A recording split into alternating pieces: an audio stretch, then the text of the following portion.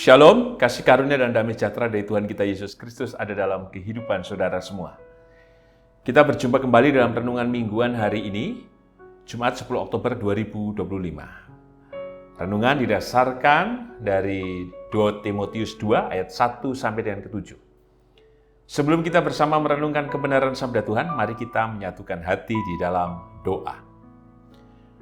Bapa dalam surga, kami ucap syukur akan setiap anugerah berkat, kuasa, dan pertolongan-Mu yang senantiasa hadir dalam kehidupan kami. Kehadiran-Mu lah yang menyelamatkan kami, sehingga setiap langkah kami ada dalam kuasa dan mujizat-Mu. Sehingga kami boleh melewati setiap kehidupan kami dengan berkat dan terlebih pengharapan yang dari-Mu. Terima kasih Tuhan Yesus. Maka kami yakin kehadiran-Mu itu juga dinyatakan melalui kebenaran sabda-Mu yang hendak kami renungkan bersama. Bersabdalah ya Tuhan, kami siap mendengar dan melakukannya. Kami percaya kuasa-Mu ya Roh Kudus ya Tuhan Yesus hadir dalam tubuh, jiwa, dan roh kami. Dan kami mohon ampun ya Tuhan Yesus atas setiap dosa dan pelanggaran kami. Kami yakin Kau memberikan pengampunan kepada kami. Hanya dalam nama dan kuasa-Mu ya Tuhan Yesus, doa ini kami naikkan dengan berserah, bersyukur, dan percaya. Amin. 2 Timotius 2 ayat 1 sampai dengan 7 dengan judul perikop panggilan untuk ikut menderita. Demikian sabdanya dari 2 Timotius 2 ayat 1 sampai dengan ke-7. Sebab itu, hai anakku, jadilah kuat oleh kasih karunia dalam Kristus Yesus. Apa yang telah engkau dengar daripadaku di depan banyak saksi, percayakanlah itu kepada orang-orang yang dapat dipercayai, yang juga cakap mengajar orang lain. Ikutlah menderita sebagai seorang prajurit yang baik dari Kristus Yesus. Seorang prajurit yang sedang berjuang tidak memusingkan dirinya dengan soal-soal penghidupannya, supaya dengan demikian ia berkenan kepada komandannya. Seorang olahragawan hanya dapat memperoleh mahkota sebagai juara apabila ia bertanding menurut peraturan olahraga. Seorang petani yang bekerja keras haruslah yang pertama menikmati hasil usahanya. Perhatikanlah apa yang kukatakan. Tuhan akan memberi kepadamu pengertian dalam segala sesuatu. Berbahagialah kita yang merenungkan sabda Tuhan dan berbahagialah kita yang percaya. Haleluya. Amin. Yang kakung, yang putri, Bapak Ibu Saudara dan anak-anak, tema renungan mingguan hari ini Jumat 10 Oktober 2025 adalah tidak memusingkan diri. Tema yang saya ambil tentu tidak gampang untuk mempraktekannya dalam kehidupan. Karena setiap hari saya yakin di antara kita ada yang pusing. Pusing karena ya sakit secara fisik. Pusing juga mungkin karena sakit secara mental. Atau pada sisi yang lain, kita menjadi pusing karena apa? Karena panasnya matahari. Pusing karena melihat banyak hal di sekitar kita, sehingga kita tidak fokus. Pusing karena banyak tekanan, banyak persoalan, banyak hal yang kita pikirkan. Artinya, setiap kehidupan kita tidak akan pernah lepas dari disebut dengan persoalan, masalah, dan berbagai rupa pergumulan yang kita hadapi. Teks yang kita renungkan menjadi menarik. Kenapa? Firman Tuhan ini mengajak kita bersama untuk berkonsentrasi, fokus, percaya, mengandalkan Tuhan, dan melepaskan semuanya apa yang bisa menjadikan kita tadi disebut pusing. Jika kita membaca ayat yang pertama, sebab itu hai anakku jadilah kuat oleh kasih karunia dalam Kristus Yesus. Maka yang menjadi pesan pertama bagi kita supaya kita tidak pusing adalah kuat. Kuat di dalam apa? Kuat dalam kasih karunia yang Tuhan berikan kepada kita. Lalu bagaimana kemudian kekuatan itu bisa kita peroleh supaya kita tidak pusing? Atau ada pertanyaan lain, jika sudah pusing, bagaimana memulihkannya? Itu kan pertanyaannya. Jika kita ingin kuat, tentu tadi disebut ada dasar kita percaya kepada Tuhan. Artinya jika kita percaya pada Tuhan, hal-hal yang kita pikirkan, yang kita rasakan, atau yang kita kerjakan, maka ada batas di mana kita tidak mampu. Karena seringkali, yang sering saya katakan, kita berusaha untuk melampaui dari batas itu sendiri, menurut kekuatan dan kehebatan kita. Dan apa yang terjadi? Ya kembali, kita menjadi semplah. Kekuatan yang seharusnya kita dapat justru membuat kita apa? Rasa lemah, tidak berdaya, kemudian menjadi merasa, ya kemudian menghakimi diri. Ya sudahlah, aku kan kayak gini. Dan kemudian yang sudah menyerah padanya tidak melakukan apa-apa. Tapi kata kuat di ayat yang pertama, mengajak kita bersama. Bukan berarti dalam teks ini, semua menjadi baik-baik saja, oh tidak. Tapi justru yang harus kita cari adalah dalam kasih karunia Tuhan Yesus. Mintalah kekuatan itu yang dari Tuhan. Maka dalam segala hal yang kita lakukan dalam kehidupan, apapun itu, mari kita serahkan itu kepada Tuhan.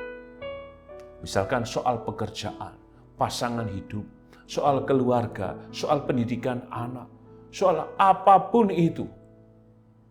Jika kita terlalu membebani diri kita dengan banyak hal yang kita pikirkan, yang justru melampaui dari keadaan yang sebenarnya, kita tentu justru tidak berdaya. Tapi ada bagian kita bisa betul merencanakan, ada bagian di mana kita melakukan, ada bagian di mana kita mengevaluasi, tetapi kan semuanya itu benar-benar kita kerjakan menurut kemampuan kita. Tetapi juga pada sisi yang lain harus mengandalkan Tuhan. Lalu bagian lain yang tidak bisa kita kerjakan dalam hal apapun itu, serahkanlah itu kepada Tuhan. Ketika kita menyerahkan, maka kita dibangkitkan untuk percaya bahwa nanti waktunya, bahwa nantinya Tuhan menyatakan dan kita tidak kehilangan harapan. Apapun itu. Sekalipun itu kadang mungkin ada kekhawatiran yang terus melanda, kecemasan yang mungkin masih terbersit, tetapi paling tidak, ketika segala hal yang kita lakukan, kita serahkan dulu, kita yakini bahwa Tuhan bekerja, maka yakinlah bahwa kekuatan yang dari Tuhan, kuasa Roh Kudus itu memampukan kita semuanya. Seperti halnya apa? Ketika kita tidur, bukankah kita berdoa supaya apa? Tidur kita nyenyak, tidur kita aman, tidur kita tidak diganggu mimpi-mimpi buruk, dan lain sebagainya. Supaya pikiran kita begitu tenang dan damai sejahtera. Karena kalau kita tidur masih banyak pikiran yang ada dalam diri kita, tentu kita tidak akan tidurnya. Tapi serahkanlah itu kepada Tuhan. Maka yakinlah kita akan menemukan kekuatan itu. Nah, kekuatan itu juga berproses. Bukan sekali, tetapi terus-menerus. Itu akan menjadikan kita menjadi semakin kuat, dan semakin mengerti kehendak, kuasa, janji, berkat yang Tuhan berikan. Nah, yang tadi pertanyaan, jika kemudian kita tidak kuat, ini menjadi pertanyaan balik untuk kita semuanya. Maka cepat-cepatlah kita berbalik kepada Tuhan. Di saat kita tidak berdaya, kenapa ya? Aduh, aku begini terus. Cepat-cepatlah mencari Tuhan. Ada bagian kita merelakan diri kita untuk datang kepada Tuhan. Maka yakinlah, ketika kita datang pada Tuhan, sekalipun mungkin sudah terlambat, tetapi Tuhan tidak pernah menolak kita. Dan jika itu kita lakukan dengan sendirinya, itu tidak memusingkan diri kita. Karena kita meyakini Tuhan bertindak, justru kekuatan itulah yang memampukan kita bertahan dalam segala hal yang kita jalani. Pesan yang kedua, secara khusus kita perhatikan di ayat yang ketiga dan keempat. Ikutlah menderita sebagai seorang prajurit yang baik dari Kristus Yesus. Seorang prajurit yang sedang berjuang tidak memusingkan dirinya dengan soal-soal penghidupannya, supaya dengan demikian ia berkenan kepada komandannya. Artinya, bahwa kalau kita percaya kepada Tuhan, ya sudah, lakukan semuanya. Coba hidup baik, dalam ketaatan, dalam kesungguhan, dalam juga totalitas kehidupan kita sebagai orang Kristen, tunjukkan itu. Sekalipun kita sadar, kadang kita menjadi prajurit-prajurit yang nakal, prajurit-prajurit yang kemudian tidak taat, tetapi kembalilah, identitas kita sebagai prajurit Kristus, itu melekat dalam diri kita. Maka seorang prajurit bukan berdiam, tetapi berjuang. Berjuang untuk apa? Melawan apa? Melawan hal-hal yang tidak baik. Ya kejahatan, ketidakbaikan, dan lain sebagainya. Upayakan itu dengan sungguh-sungguh. Maka ketika kita dengan sungguh-sungguh, dengan sendirinya akan memampukan kita. Bukan berorientasi kepada yang lain, tapi orientasi kita kepada Sang Komandan kita, yaitu Tuhan Yesus Kristus. Maka ketika kita percaya pada Komandan kita, Tuhan Yesus, dan kita orientasinya hanya tertuju kepada Komandan kita, Tuhan Yesus, maka hal-hal di luar diri kita yang seringkali membebani kita, dengan sendirinya kita akan menemukan kekuatan. Bersama Tuhan kita mendapatkan kemenangan. Bersama Tuhan kita bisa melampaui dan melakukan semuanya. Dengan sendirinya pula kita tidak akan berpusing-pusing ria, tetapi kita percaya bahwa kita mampu melakukannya karena Tuhan hadir dalam kehidupan kita. Dan sebagai penutup dalam tema tidak memusingkan diri, kita perhatikan ayat yang ke-7. Perhatikanlah apa yang kukatakan. Tuhan akan memberi kepadamu pengertian dalam segala sesuatu. Tidak memusingkan diri artinya sebenarnya kita dimampukan untuk berserah total kepada Tuhan. Tapi saya tadi mengatakan tidak gampang. Wong jenenge menungso tesi nang urip nang donya masih hal yang dipikirkan, diperjuangkan, dihidupi. Belum lagi hal soal sakit, terus kemudian kebutuhan yang mendesak, pada sisi yang lain pendapatan yang berkurang, kesempatan yang tidak datang, dan lain sebagainya. Selalu terjadi. Wah, gampang naik ngomong begitu. Tetapi kembali, kita harus percaya kepada Tuhan. Kalau kita sampai dengan hari ini kita masih hidup dan diberkati, maka berkat Tuhan itu menjadi pengharapan kita kini dan sepanjang masa. Untuk itu, mari kita tidak memusingkan diri pada tuntutan-tuntutan yang bisa jadi itu hasil pikir kita saja, atau hasil ketika kita membandingkan diri kita dengan yang lain. Tapi biarlah kita menjalani kehidupan ini dengan terus meminta kekuatan yang dari Tuhan. Supaya kekuatan yang dari Tuhan itu, seperti di ayat yang ke-7, memberikan pengertian dalam segala sesuatu. Pengertian berarti hikmat, pengertian berarti kebenaran, pengertian berarti kuasa yang dari Tuhan. Sehingga hal tadi saya mengatakan, ada yang berat, yang kita pikirkan, bisa kita lepaskan ketika kita percaya. Dengan percaya, maka kita bisa meyakini bahwa Tuhan bekerja. Dan kuasanya memberikan pengertian itu akan memberikan kita damai sejahtera. Sehingga apapun yang terjadi, tidak memusingkan diri kita. Tuhan memberkati. Amin. Mari kita menyatukan hati di dalam doa. Bapa Surgawi, kami ucap syukur untuk kebenaran sabda-Mu yang telah kami terima.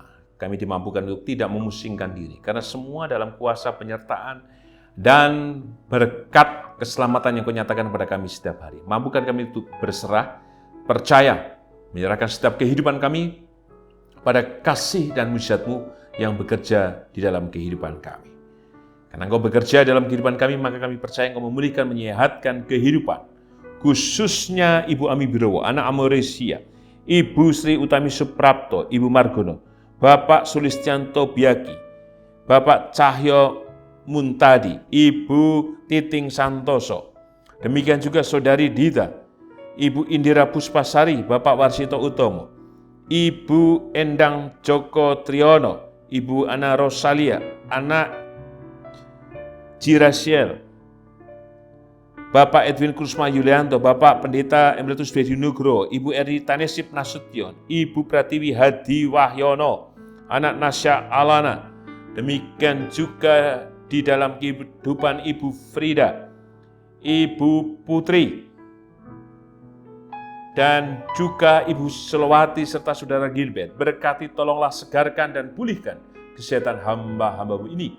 Kami juga percaya Engkau memberkati kehidupan Ibu Tugira Sariman, Ibu Rusmiati Suharti, Bapak Priyono, Ibu Murjangkung, Ibu Endang Karno, Ibu Kun Mariatin Subarti, Bapak Saharun, Bapak Bardi Benyamin, Ibu Sari Budi Santoso, Bapak Kristian Dauribu, Bapak Elias Sariman, Bapak dan Ibu Sunarto Saputro, Ibu Marti Utomo, Ibu Yatmiartini Rusdi, Ibu Sri Suwarsi Rahayu. Berkati dan tolonglah Tuhan setiap kehidupan hamba-hamba-Mu ini dengan kekuatan cinta dan berkat-Mu. Dan berkatilah keluarga yang mendampingi, berikan kekuatan, ketabahan, kesabaran, dan terlebih pengharapan yang kuat dalam kuasa dan kasih-Mu yang menyelamatkan.